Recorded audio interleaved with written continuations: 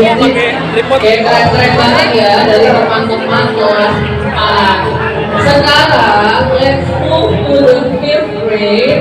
The next performance from class 5C with the story of Wais Al-Qarni. Please join us kelas 5C.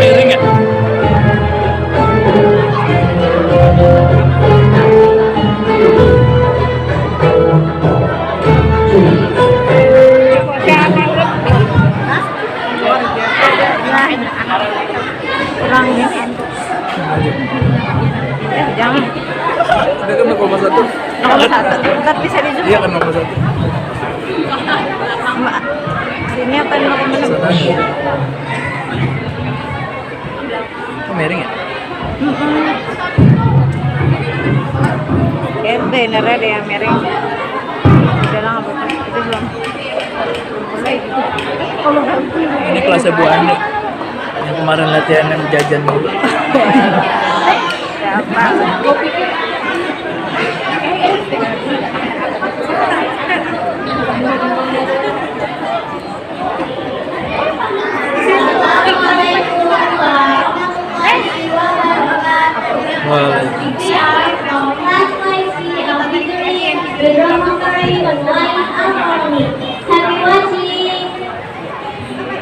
Ya banyak nggak kelihatan.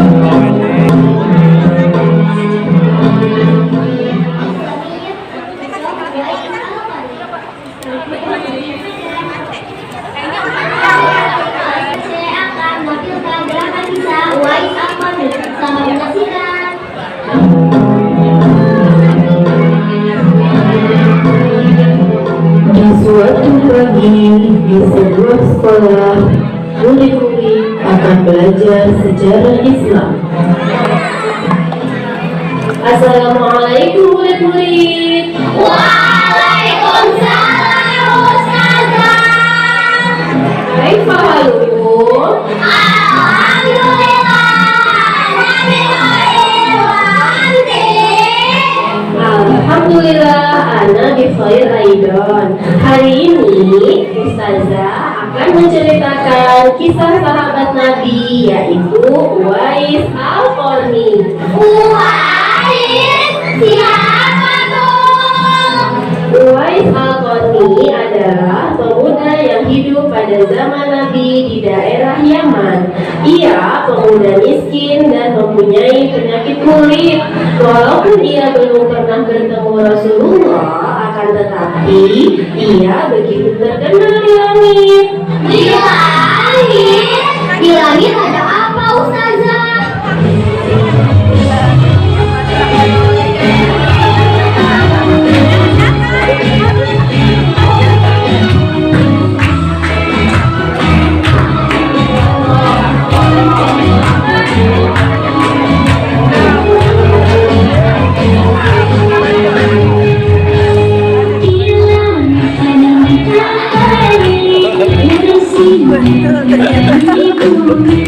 Saya prediksi BMKG.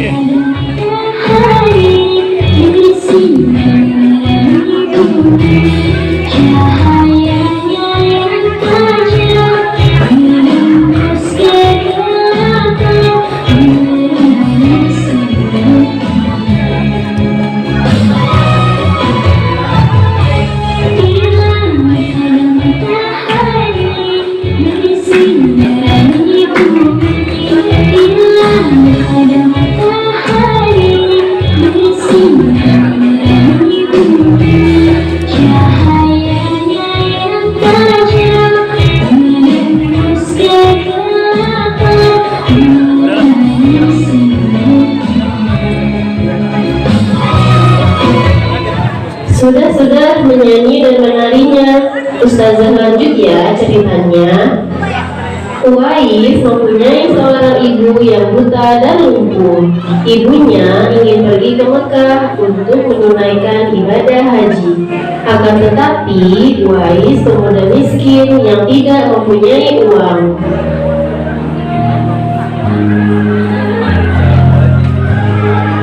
Nak, ibu mempunyai satu permintaan. Iya Bu, apa permintaan Ibu? Ibu sudah tua, mungkin hidup Ibu tidak lama lagi. Ibu ingin sekali menunaikan ibadah haji ke tanah suci Mekah. Ya Allah, bagaimana bisa aku mengantarkan Ibu ke Mekah? Jaraknya sangat jauh dan aku tidak memiliki uang atau kendaraan untuk ke sana. Uwais memiliki sebuah ide. Dia membeli seekor anak sapi untuk melatih kekuatan otot-ototnya. Kemudian dia menggendong membawa anak sapi naik turun gunung untuk melatih otot-ototnya.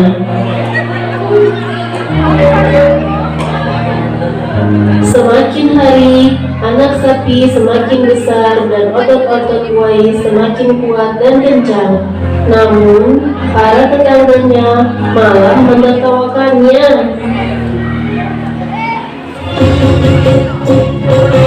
Membimbing orang itu sangat dosa, melindungi orang itu sangat dosa, mencaci orang itu sangat dosa, menfitnah orang itu sangat dosa, dosa, dosa, dosa, dosa. Membimbing orang itu sangat dosa, melindungi orang itu sangat dosa, mencaci orang itu sangat dosa, menfitnah orang itu sangat dosa, dosa, dosa, dosa, dosa. Hingga pada saatnya musim haji, Uwais mengajak ibunya untuk berhaji ke tanah suci Mekah. Ayo Ibu, aku akan mengantarkanmu ke Mekah, aku akan menggendong. Wahai anakku, apakah kamu sanggup untuk menggendong ibu sampai ke Mekah? Iya Ibu, marilah naik ke punggungku, aku akan mengantarkanmu sampai ke sana. Uwais pun berjalan kaki dari kota Yaman sampai ke Mekah sambil menggendong ibunya. Semua itu ia lakukan sebagai pengorbanan bagi sayangnya rasa cinta Uwais kepada ibunya. Tak kenal lelah, Uwais pun sampai di kota Mekah.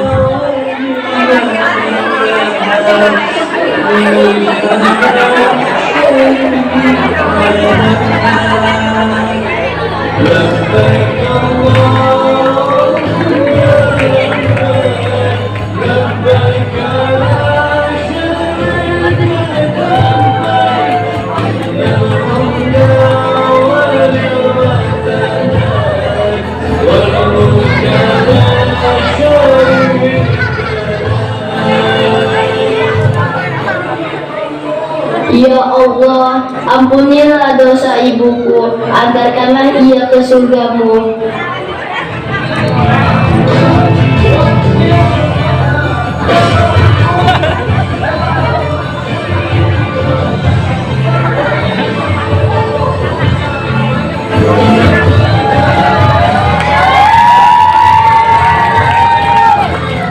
Allah Subhanahu wa Ta'ala menjawab doa Uwais. Uwais sembuh dari penyakitnya dan Allah menjamin Uwais masuk surga.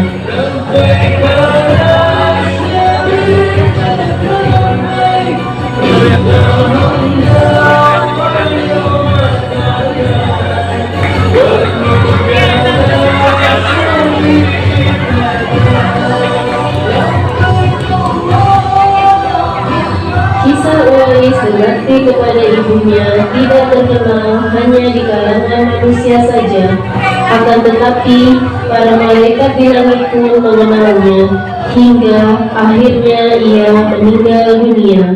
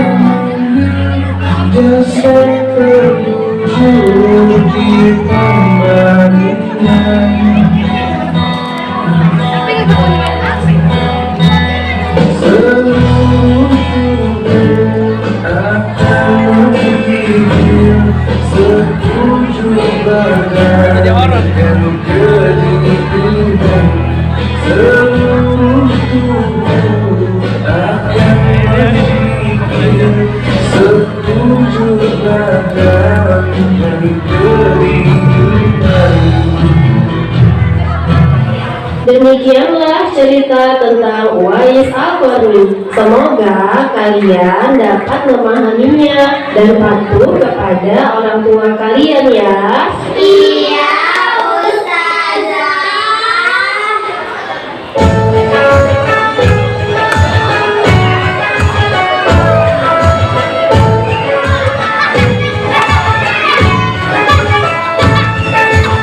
Ramadan tiba, marhaban ya Ramadan, marhaban ya Ramadan, marhaban ya Ramadan, marhaban ya Ramadan. Ramadan tiba, Ramadan tiba, Ramadan tiba, marhaban ya Ramadan, marhaban ya Ramadan, marhaban ya Ramadan, marhaban ya. Hikmah dari kisah Uwais Al-Qarni adalah kita harus berbakti kepada orang tua.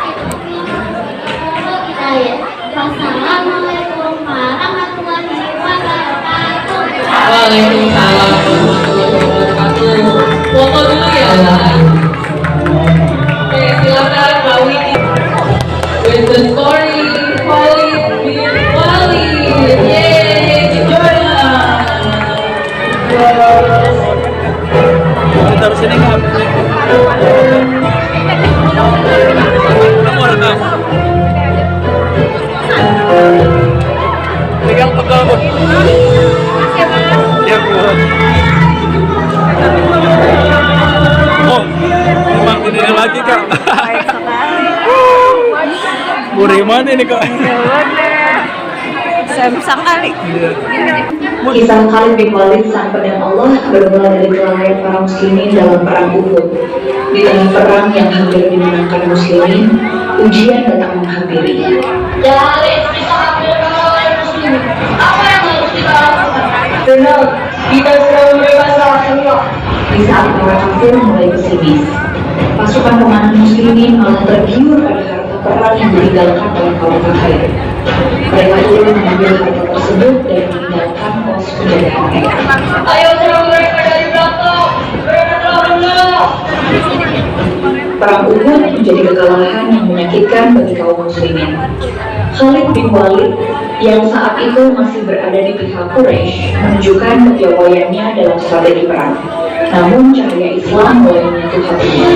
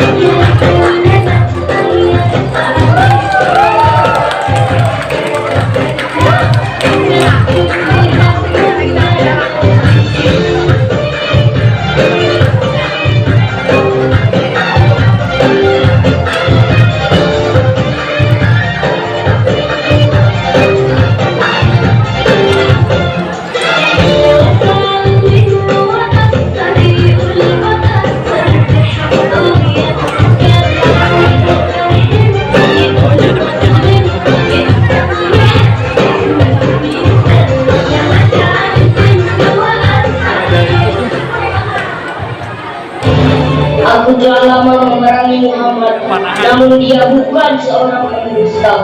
Tiada kedamaian sedikit pun di dalam hatiku. Bahkan ketika aku menang perang, apakah memang benar jika Islam adalah kebenaran? Ya Rasul Nabi Allah, aku telah banyak menumpahkan darah muslim. Apakah Allah akan mengampuniku? Dengan penuh kebijaksanaan, Rasulullah menjelaskan kebaikan Allah SWT dalam menerima taubat seseorang. Tanpa ragu, Khalid bin Walid mengucapkan dua kalimat syahadat. Asyhadu an la ilaha illallah wa asyhadu anna Muhammadar Rasulullah. Setelah wafatnya Rasulullah, banyak suku Arab memberontak. Salah satunya adalah Musailamah al-Kadzdzab, seorang nabi palsu yang menyesatkan banyak orang. Wahai Bani Hanifah, sebelumnya setelah Rasulullah wafat, tinggallah aku Nabi Allah di bumi ini. Aku memiliki salah satu sifat Allah, yaitu Ar-Rahman yang Maha Pemurah. Akan aku tunjukkan satu kemampuanku. Lihat, aku bisa mengusir jin dan setan. Itulah salah satu mukjizatku.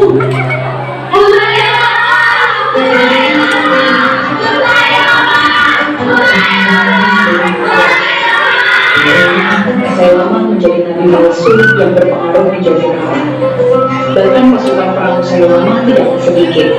Ia pun berani menyatakan perang dengan Madinah yang dipimpin oleh Khalifah Abu Bakar.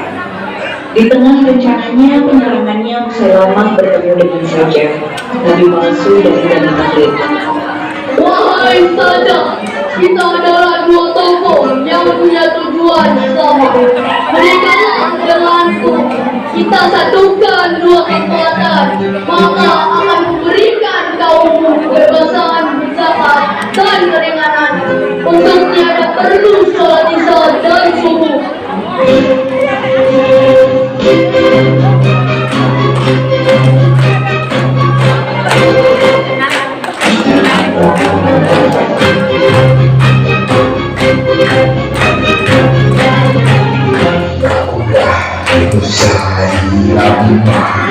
Aku Nabi paling pemurah. Apa yang Allah inginkan, aku pasti laksanakan. Aku sungguh luar biasa, berkhianat semuanya. Aku yang paling dermawan, semua orang sudah pada.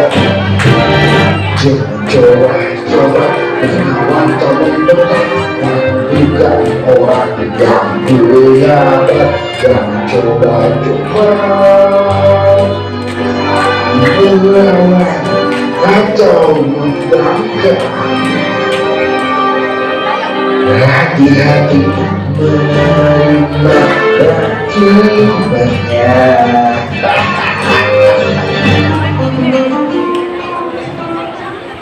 Baiklah, aku sama kau. Aku menerima lamaranmu. Aku akan tinggal di sisimu dalam perang melawan Abu Bakar.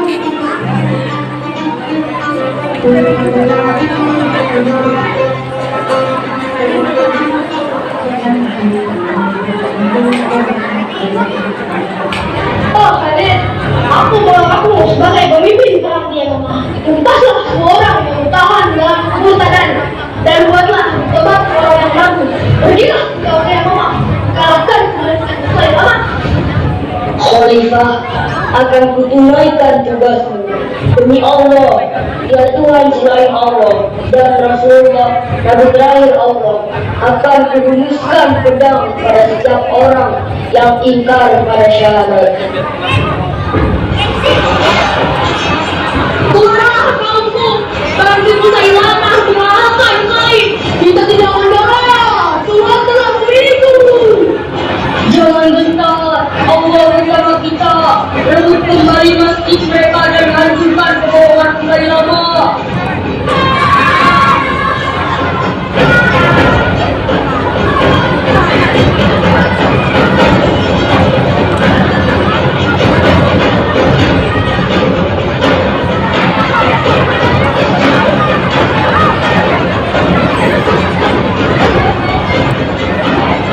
Pertempuran berlangsung sengit.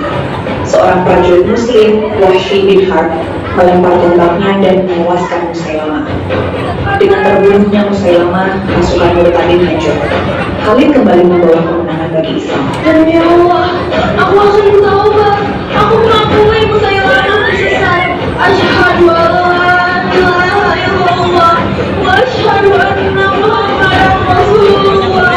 Setelah kemenangan perang Yamamah dan perang lainnya, kesehatan Khalifah Abu Bakar semakin menurun. Dipilihlah Umar bin Khattab sebagai pengganti beliau. Umar bin Khattab yang awalnya jadi khalifah berbicara dengan Khalid bin Walid.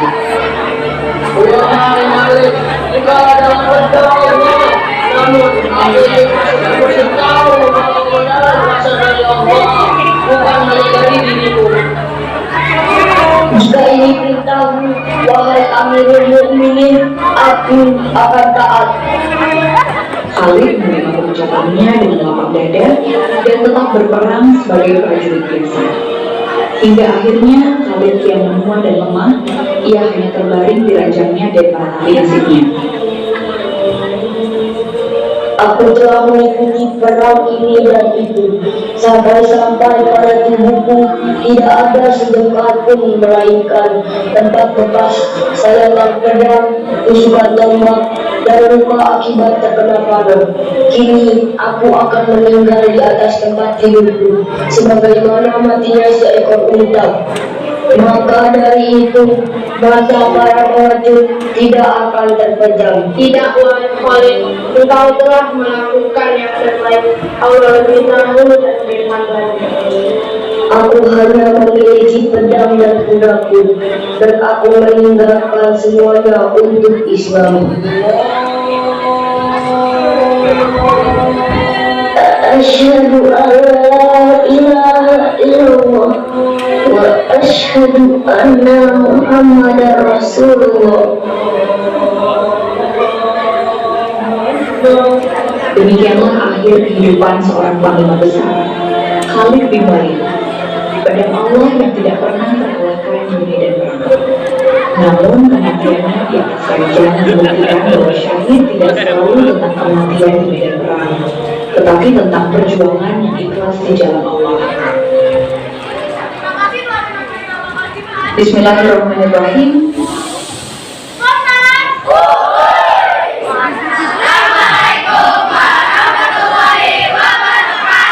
Waalaikumsalam warahmatullahi wabarakatuh. Foto dulu ya, Umi.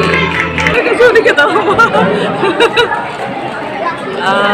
Oke. Langsung ya? Boleh, boleh nih. Dia belum ini sih. Musiknya belum ada. Class 5 with the story of Sa'ad bin Abi Waqqas. Sa'ad bin Abi Waqqas, a brave young man to embrace Islam from a young age, was one of the first companions to accept the Prophet Muhammad SAW dawah. His full name is Sa'ad bin Malik bin Wahab bin Abdi Manaf al-Quraisy al-Zuhri.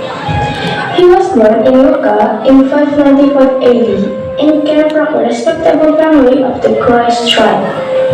Sa'ad bin Abi Waqqas, courage in defending the faith, became an example for the generation after him. Let us witness his story. Pada tahun pertama kenabian, Abu Bakar mengajak Sa'ad untuk menemui Nabi Muhammad di perbukitan dekat Mekah dengan maksud mengajaknya untuk menjadi pengikutnya, yaitu masuk Islam. Sa'ad pun bersedia untuk masuk Islam dan tidak ada sedikit pun keraguan di hatinya menerima ajakan Nabi Muhammad, sehingga berita tentang keislaman Sa'ad akhirnya terdengar sampai ke telinga ibundanya. Tentu saja beliau tidak menyetujui keputusan tersebut. Wahai anakku, apakah benar yang dikatakan orang dari kabilah kita bahwa engkau mengikuti ajaran Muhammad? Wahai ibu, kabar itu memang benar. Aku berharap ibu dapat menerima keputusanku. Teganya engkau kepada ibu? Kalau begitu, ibu tidak mau makanan minum sampai engkau meninggalkan ajaran Muhammad. Silakan lihat ibumu ini kelaparan sepanjang hidupnya. Tolong jangan lakukan itu, wahai ibu. Demi Allah, sungguh aku sangat menyayangimu melebihi apapun di dunia ini.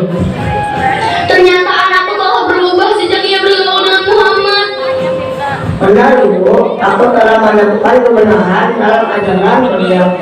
Islam mengajarkan keesaan Allah dan kebaikan kepada sesama. Teganya kau berkata seperti itu pada ibumu, nak. Kemana saat anakku yang selalu patuh terhadap perintah ibunya? Dulu aku menyayangimu, tetapi aku dengarkan menunjukkan agama Allah. Meskipun itu berarti engkau harus menentang. Saat tetap teguh pada imannya, meskipun ibunya bersikeras memaksanya keluar dari Islam. Keimanan saat yang kuat adalah bukti cintanya kepada Allah dan Rasulnya. Hingga Allah mengabadikan peristiwa ini dalam surat Luqman ayat 15.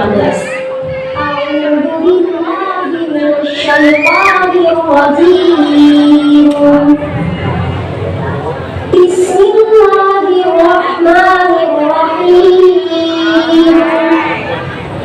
Wa in jahadaka ala an tusyrika bima laysa laka bihi ilm ma laysa laka bihi ilmun fala tuti'huma wa sahibhuma fid dunya ma'rufa wattabi' sabila man anaba ilayya summa ilayya marji'ukum fa unabbi'ukum bima kuntum ta'malun.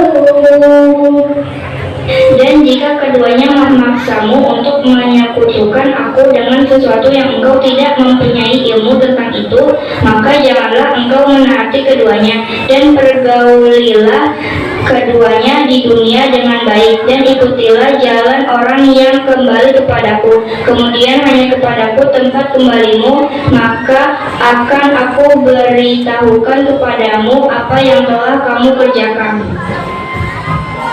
Setelah melewati beberapa tahun untuk menahan diri dari serangan kaum Quraisy, barulah umat Islam diperkenankan melakukan perlawanan secara fisik, yakni melalui peperangan. Sa'ad juga memimpin pasukan Islam untuk menghancurkan pasukan Sasaniyah dalam perang Qadisiyah. Siapa yang melibatkan panah sampai kesasaran dan menjilat di jalan Allah, maka ia memperoleh satu derajat di surga. Panahlah, maka tebusanmu adalah ibu dan bapakku. Saat telah berhasil melakukannya, Allah telah mengabulkan dan melarangkan didikan panahmu. Wahai para sahabatku, bertahanlah dengan sabar, Allah bersama kita. Demi Allah, aku akan membela kaum ini jika tidak mengabulkan. Dan Rasulullah, panahlah akan aku arahkan. Panahlah saat dari Allah, doaku menyertai. Wahai pasukan Allah, hari ini adalah hari yang akan menentukan kita. Ingatlah, kita tidak berjuang ke dunia, tetapi untuk menegakkan kalimat Allah di muka bumi. Kami siap, wahai pemimpin kami. Perintahkan kami dan kami akan bertempur sampai titik darah penghabisan. Selama dengan strategi yang telah kita rencanakan, pasukan panah, fokus serangan ke arah target perang mereka. Pasukan kavaleri, muni, infanteri, kita dari serang musuh. Wahai Sa'ad, musuh mulai menyerang dari sisi kanan. Kirimkan pasukan cadangan serang, yang biarkan mereka mematahkan barisan kita. Serang!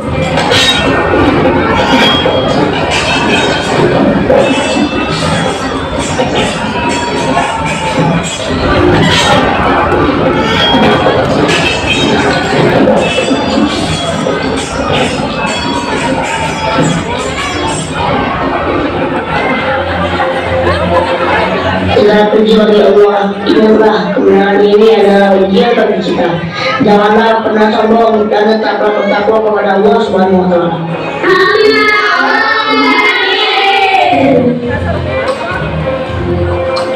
Perang Qadisiyah menjadi salah satu pertempuran besar dalam sejarah Islam.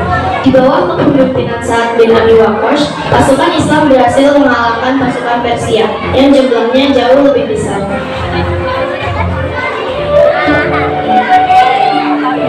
Detik-detik meninggalnya Sa'ad bin Abi Waqqas ditemani oleh putranya. Mengapa engkau menangis, wahai anakku? Sungguh Allah tidak akan menyiksaku selamanya, dan aku termasuk salah satu penduduk surga. Aku sedih, wahai ayah. Engkau akan pergi meninggalkanku di dunia ini. Janganlah engkau tersedih, karena Islam akan senantiasa berjaya selamanya. Sa'ad bin Abi Waqqas died in 55 Hijri, 675 AD, in the city of Kufa, Iraq. At the age of 88, during the Caliphate of Muawiyah, he was buried in Baqi Cemetery, the resting place of the martyrs. Sa'ad bin Abi Waqqas left a deep mark in the struggle of Islam, both as a fine warrior and as a wise leader. Thus ends the story of Sa'ad bin Abi Waqqas' struggles for Islam. Hikmah yang dapat kita ambil dari kisah ini diantaranya: pertama, jangan pernah menukar keimanan kita dengan apapun di dunia, sekalipun hal tersebut permintaan dari kedua orang tua. Dan kedua, jika kita menginginkan sesuatu, maka berdoalah kepada Allah.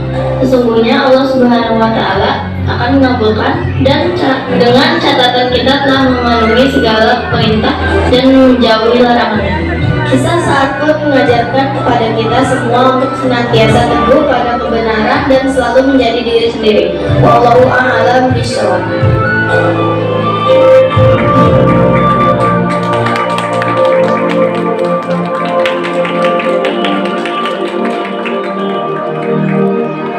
لأجاريهم قلدت ظاهر ما فيهم فبدوت شخصا آخر كي أتفاخر وظننت أنا أني بذلك حزت غنى فوجدت أني خاسر فتلك مظاهر لا لا لا نحتاج مالا كي نزداد جمالا جوهرنا هنا في القلب كلا لا نرضي الناس بهذا نرضى غير حالا ذاك جمالنا يسمو يتعالى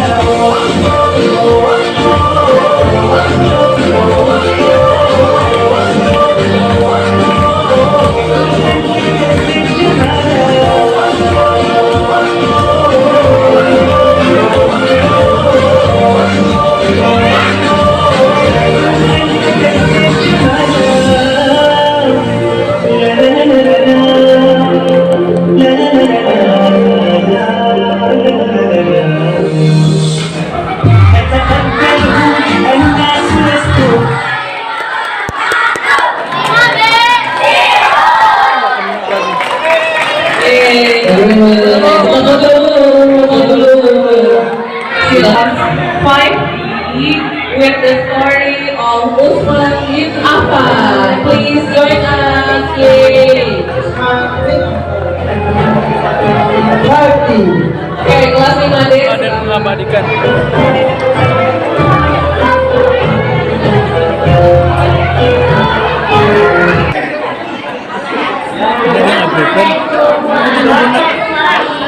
Bon, mau pakai tripod? Mau pakai tripod? My name is Mailza, and this is my friend Aisha, and this is my friend Laila.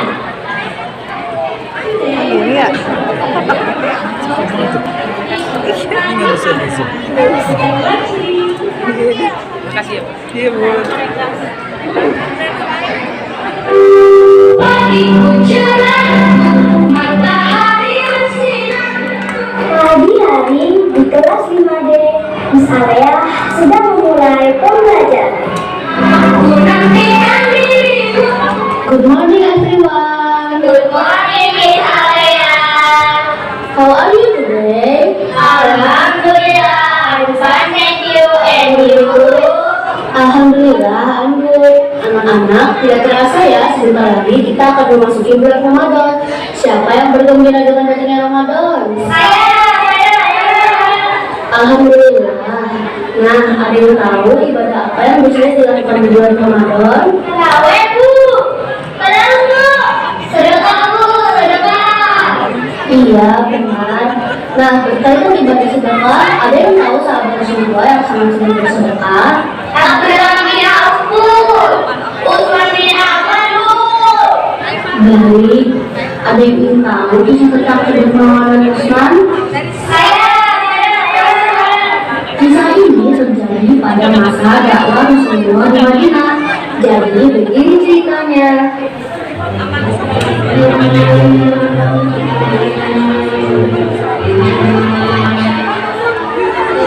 Pada masa Rasulullah, Madinah sedang mengalami masa kekeringan yang panjang. Air menjadi sangat berat. Di kota itu ada sebuah sumur bernama Lauqah, satu-satunya sumur yang airnya segar dan bersih.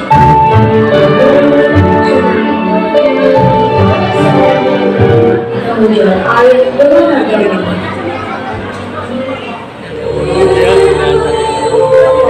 Ya Allah, mana lagi kita harus mencari air? Padahal kebun-kebun seperti kita membutuhkan air. Melihat pulau desa yang menjadikan siang ini berminat menjual air sumurnya dan kalau aku menjual air dari sumur ini, pasti aku cepat kaya. Keesokan harinya, ia memutuskan untuk menjual air sumurnya kepada para peneliti. Beberapa orang mulai membeli air dari Lauqah dan mereka terkejut dengan harga air yang tinggi. Lauqah, aku mau membeli air. Kamu siapkan uang 33.000. Mahal sekali, aku tidak punya uang sebanyak itu. Besok aku bayar. Kalau begitu, besok kau datang lagi. Dan sekarang yang bisa, anak-anakku hampir mati karena kehausan. Sumur ini sumurku, aku jadikan sebagai sumur rezekiku. Bukan untuk disedekahkan. Barang siapa yang punya uang 30 dirham, ayo maju, maju. Demi Allah, untuk membayar air ini, aku harus menjual kambingku. Aku tidak peduli. Yang penting ini uang. Melihat kondisi penduduk kesusahan, Madinah bersedia kemudian dari sahabatku, siapa saja di antara kalian yang menyumbangkan hartanya untuk membebaskan sumur itu, lalu menyumbangkannya untuk umat, maka ia akan mendapatkan surganya Allah Subhanahu wa Ta'ala. Dengan seruan Rasulullah, Utsman bin Affan segera bertindak. Ia menemui pemilik sumur untuk bernegosiasi. Wahai Utsman, mau kemana? Kenapa dalam baru sekali? Aku sumur. Yes. Sumur. Utsman kemudian melihat sumur dan ada berjumlah apa pun datang kembali. Apakah engkau menginginkan diriku? Oh, tidak. Aku di sini membeli sumur yang kau punya. Akan aku bayar dengan harga yang tinggi. Oh, aku ingin sama. Ya, Utsman. Sebenarnya, aku ingin menerima penawaranmu. Hanya saja, aku takut penghasilanku setiap hari akan berhenti jika aku menjual. Ayo, pasti kamu ingin banyak. Betul, aku dipikirkan terlebih dahulu. Malangnya, ia mendiskusikan masalah ini pada istri. Hai suamiku, kenapa gerangan? Maka kau mau seperti ada yang dipikirkan? Iya istriku, ada yang membeli sumur kita dalam ini. Namun aku masih ragu.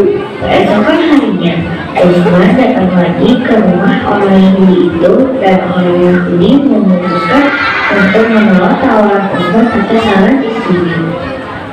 Bagaimana rumah? Aku harus menolaknya. Memang bagus, tapi aku tidak mau kehilangan penghasilan harianku. Utsman terkejut dengan jawaban rumah. Tapi dia tetap berusaha mendapatkan sumur itu bagaimanapun caranya. Dia tidak mau kehilangan balasan surga seperti yang disabdakan Rasulullah. Bagaimana kalau sumur itu aku beli sekarang? Sekarang? Apa maksudnya? Misalnya, hari ini sumur itu milikmu, selanjutnya menjadi milikmu. Baiklah. Dari penawaranmu, berapa dirham yang akan mendapatkan? Aku membeli sumur 20.000 dirham dan sesuai kesepakatan kita akan bergantian mengelola. Pada hari giliran Usman, ia meminta orang mengambil air secara gratis. Wahai penduduk Madinah, ambillah air dari sumber ini sesuai kebutuhan. Kalian juga tidak perlu membayarnya. Ingatlah, air tersebut untuk keperluan selama 2 hari. Karena besok sumber ini kembali menjadi milik si Yahudi. Penduduk Madinah mendengar seruan Usman. Mereka berbondong-bondong mendatangi sumur rumah. Kini mereka mengantri dengan membawa wadah yang lebih banyak dari sebelumnya.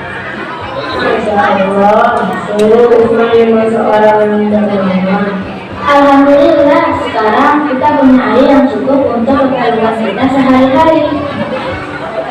Pada hari berikutnya, sumur Romah kembali menjadi milik Yahudi. Ia tidak melihat satu orang pun mengambil untuk membeli air.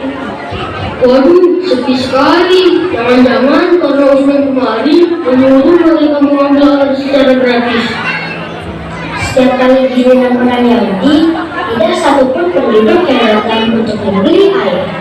Hal ini membuat si Yahudi lebih besar. Akhirnya si Yahudi mendatangi Usman. Hei, kenapa engkau kembali? Aku hendak diberi kepadamu. Aku merasa rugi dan miskin. Aku menerima tawaran. Berapa harga sumber? Aku akan menjualnya seperti engkau membelinya kemarin, yaitu sebesar 20.000 dinar. Akhirnya sumur itu menjadi milik Usman sepenuhnya. Ia mewakafkan sumur yang dimilikinya kepada penduduk Madinah. Wahai penduduk Madinah, kalian boleh mengambil air dari sumber Allah. Ambillah sesuai kebutuhan dan manfaatkanlah dengan baik untuk kalian, ternak, dan kebun-kebun kalian. Seluruh penduduk Madinah merasa senang dengan wakaf yang diberikan oleh Usman. Kini mereka tidak perlu bingung mendapatkan air pada saat musim kemarau. Sekarang kita bisa menggunakan dan tinggal ternak kita. Iya, penduduk kita juga dapat air dengan baik. Para penduduk Madinah memanfaatkan air dengan baik. Bahkan Rauma juga mengambil air dari sumur tersebut. Tidak berapa lama di sekitar sumur tumbuh banyak pohon. Nah, anak-anak begitu ceritanya. Wah, keren ya Usman. Bapaknya dermawan pula. Iya, nah dari seorang ini siapa yang bisa memilikinya? Saya Bu, memotivasi kita untuk bersedekah. Saya Bu, mengajarkan kita untuk peduli dan berbagi. Iya, benar. Baiklah, semoga di bulan Ramadan ini kita membiasakan diri untuk bersedekah dan berbagi. Seperti yang dicontohkan di Al-Quran. Sumur Usman tetap menjadi simbol kedermawanan hingga hari ini.